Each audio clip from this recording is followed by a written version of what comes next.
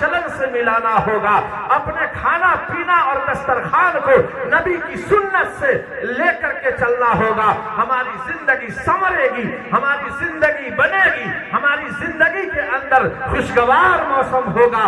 لیکن اگر ہم نہیں سمجھے تو میرے دوستو، آج جس طرح سے ہم اپنے گھر کا ماحول دیکھ رہے ہیں، آج اپنے گھر کے اندر بھائی کو بھائی سے نفرت ہو رہی ہے، ہم آنکھوں سے دیکھتے ہیں۔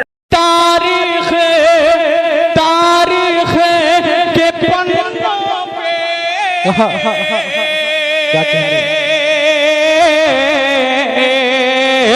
مرقوم ہے سجائی، تاریخ کے پنوں پہ مرقوم ہے۔ اللہ رب العزت ہمیں کچھ کہنے کا موقع عطا فرمایا ہے۔ دوستو، دنیا کے اندر اللہ تعالیٰ نے بے شمار نعمتوں سے ہمیں نوازا ہے۔ کچھ نعمتیں اللہ کی ایسی بھی ہیں جو صرف ایمان والوں کو اللہ نے نوازا، بے ایمانوں کو چھانٹ دیا۔ اللہ رب العزت نے 12 مہینے بنائے اور سارے مہینوں کا سردار اللہ تعالی نے رمضان المبارک کو بنایا اور رمضان المبارک ایمان والوں کو دیا۔ اللہ تعالی نے 7 دن بنائے اور سارے دنوں کا سردار جمعہ کو بنایا اور جمعہ اللہ تعالی نے ایمان والوں کو دیا۔ اللہ تعالی نے بے شمار شہروں کو بنایا، ہم شہروں کو چاہیں گننا تو گن نہیں سکتے۔ سارے شہروں کا سردار اللہ تعالی نے مکہ المکرمہ کو بنایا اور مکہ المکرمہ ایمان والوں کو دیا۔ اللہ تعالی نے بے شمار راتیں بنائی، ہم راتوں کو گننا چاہیں تو نہیں گن سکتے، لیکن ساری راتوں کا سردار اللہ نے لیلۃ القدر کو بنایا اور لیلۃ القدر ایمان والوں کو دیا۔ پتہ یہ چلا کہ جتنی قیمتی نعمتیں ہیں وہ صرف ایمان والوں کے نصیب میں اللہ نے رکھا ہے۔ بے شک اسی وجہ سے اللہ رب العزت نے قرآن میں اعلان کیا وَمَا خَلَقْتُ الْجِنَّ وَالْإِنسَ إِلَّا لِيَعْبُدُونَ، کہ ہم نے انسان اور جنات کو محض اپنی عبادت کے لیے پیدا کیا، اپنی بندگی کے لیے پیدا کیا۔ اے میرے دوستو اور بزرگوں، جو انسان اللہ کے لیے کوئی کام کرتا ہے اللہ رب العزت اس کے لیے مدد کرتا ہے۔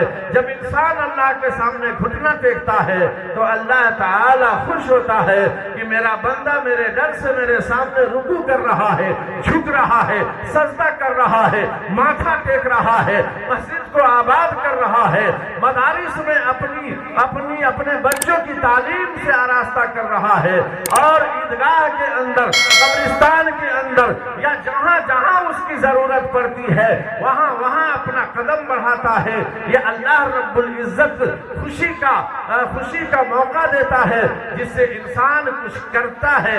لیکن میرے دوستو اور بزرگوں، آج معاشرے میں آ کر، سماج میں آ کر آج ہم نے بہت کچھ چھوڑ دیا ہے۔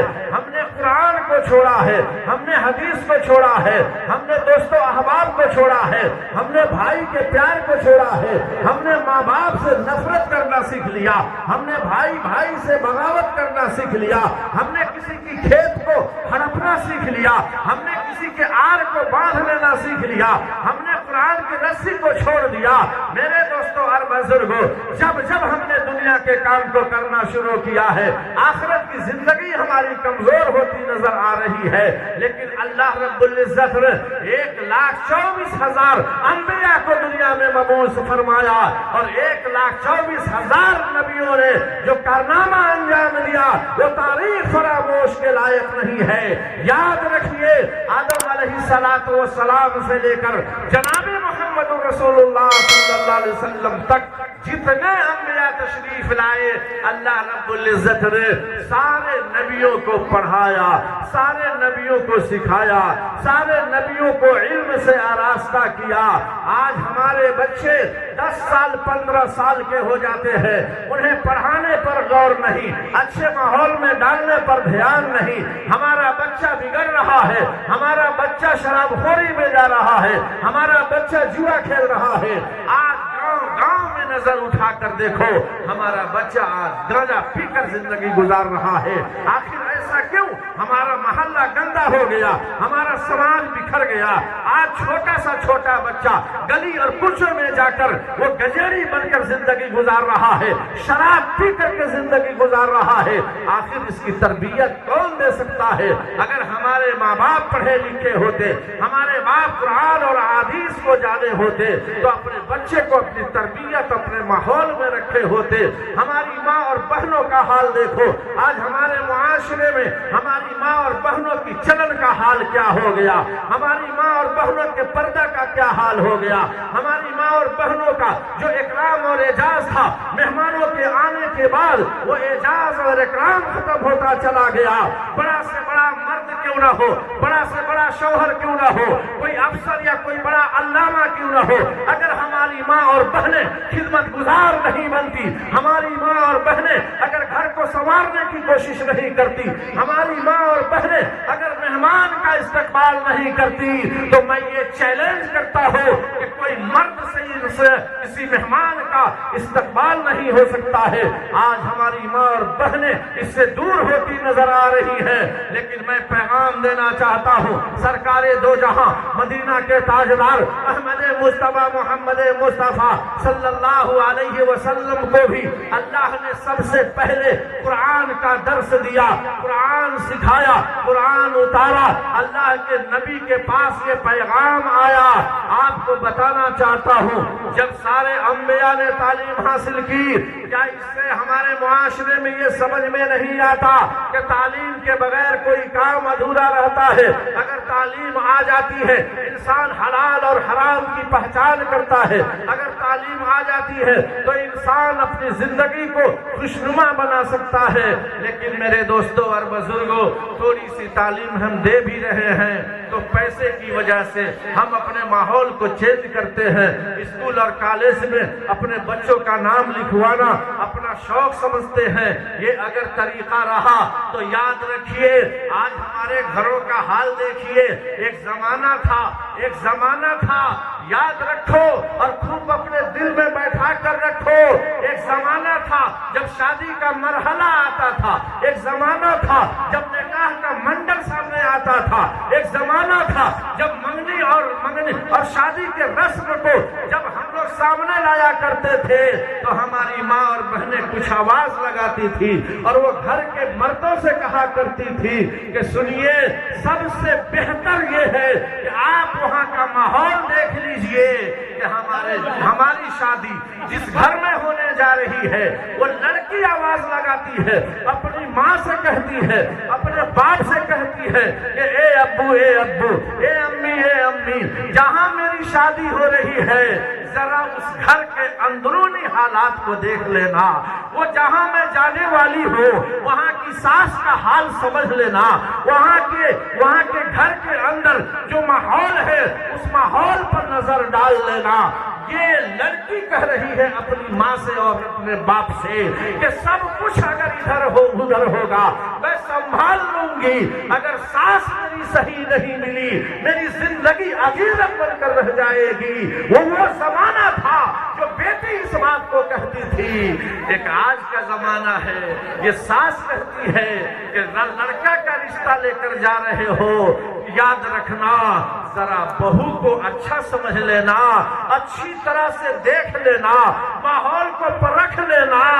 اگر وہ خراب مل جاتی ہے، لڑکی صحیح نہیں ملتی ہے، بہو آ جاتی ہے گھر میں تو ساس تھر تھر کانپ رہی ہے۔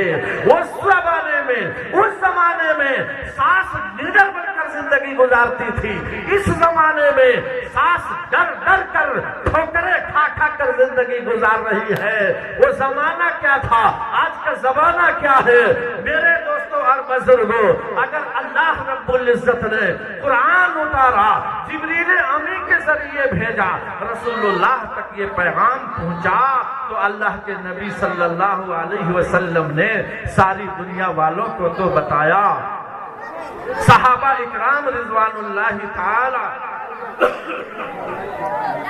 صحابہ اکرام رضوان اللہ تعالی علیہم اجمعین جس طریقے سے زندگی گزار رہے تھے، میرے دوستوں اور بزرگوں، اس سماج کے اعتبار سے، صحابہ کی زندگی کے اعتبار سے، ان کے گھرانے کے اعتبار سے، اگر ہم اپنی نظر کو نہیں رکھے، ہمارا ہاتھ یہ کہاں جا رہا ہے، ہمارا پیر یہ کہاں اٹھ رہا ہے، ہماری آنکھیں کہاں پہنچ رہی ہیں، اگر اس کا خیال نہیں کریں گے تو میرے دوستو یہ پریشانی کا سامنا ہوگا۔ اور یہ ہم کہتے ہیں آسانی سے کہ ہم نبی والا کام کرتے ہیں، ہم کہتے ہیں کہ اللہ والا کام کرتے ہیں، قرآن والا کام کرتے ہیں۔ اگر یہ بات ہے تو یاد رکھو، اپنی صورت کو نبی اکرم کی صورت کی طرح بنانا ہوگا، اپنی سیرت کو نبی کی سیرت سے ملانا ہوگا، اپنی چال اور چلن کو نبی کی چال اور چلن سے ملانا ہوگا، اپنے کھانا پینا اور دسترخوان کو نبی کی سنت سے لے کر کے چلنا ہوگا۔ ہماری زندگی سنورے گی، ہماری زندگی بنے گی، ہماری زندگی کے اندر خوشگوار موسم ہوگا۔ لیکن اگر ہم نہیں سمجھے تو میرے دوستو، آج جس طرح سے ہم اپنے گھر کا ماحول دیکھ رہے ہیں، آج اپنے گھر کے اندر بھائی کو بھائی سے نفرت ہو رہی ہے، ہم آنکھوں سے دیکھتے ہیں، ماں کو بیٹی سے بغاوت ہے، ہم آنکھوں سے دیکھتے ہیں، ایک انسان دوسرے انسان سے بھاگ رہا ہے، ہم اس چیز کو دیکھ رہے ہیں۔ اس کو توڑنے کے لیے قرآن کا سہارا لینا ہوگا، اس کو صحیح کرنے کے لیے حدیث کا سہارا لینا ہوگا کہ اللہ کے نبی صلی اللہ علیہ وسلم اعلان کرتے ہیں کہ اگر تم سے کسی کو نفرت ہو جائے تو اس سے سلام پیش کرو، السلام علیکم ورحمۃ اللہ وبرکاتہ۔ جب انسان بڑا سے بڑا دشمن سے وہ سلام کرتا ہے، وہ دشمن جواب مسکرا کر دیتا ہے۔ یہ کلچر ہم نے چھوڑ دیا، وہ دشمن سامنے آتا ہے، اپنا چہرہ گھما کر ہم چلے جاتے ہیں۔ وہ بھائی جو سالوں سال گزر گیا، ہمارا چہرہ نہیں دیکھا، اس کی طرف ہم دیکھنا پسند نہیں کرتے ہیں۔ ہمارے نبی صلی اللہ علیہ وسلم کا یہ طریقہ نہیں تھا۔ آج ہمارے پاس 4 بیٹے ہیں، خوب غور سے سنو میرے دوستو، زیادہ میں تقریر نہیں کروں گا، لیکن جو بتا رہا ہوں یہ پورے گاؤں میں چرچا کرنا ہوگا کہ آج دسترخوان ہمارے 4 بیٹے ہیں، 4 گھر میں کھانا کھا رہے ہیں۔ کون بیٹا کب کھانا کھاتا ہے باپ کو پتا نہیں ہے، ماں کو پتا نہیں ہے۔ ہر گھر کی بہو اپنے شوہر کو اپنے گھر میں کھانا کھلا رہی ہے۔ محبت تو یہی ٹوٹی ہے، پیار تو یہیں سے بھاگا ہے۔ اللہ کے نبی صلی اللہ علیہ وسلم دسترخوان بچھواتے تھے، اس پر اماں عائشہ بھی بیٹھتی تھی، خدیجہ الکبریٰ بھی بیٹھتی تھی، میمونہ رضی اللہ تعالی عنہا بیٹھتی تھی۔ ساری ازواج مطہرات اس دسترخوان پر نبی پاک صلی اللہ علیہ وسلم کی 4 بیٹیاں، چاروں بیٹیاں ایک دسترخوان پر سب کے سب بیٹھتی تھی اور رسول اللہ سب کے ساتھ کھانا کھایا کرتے تھے۔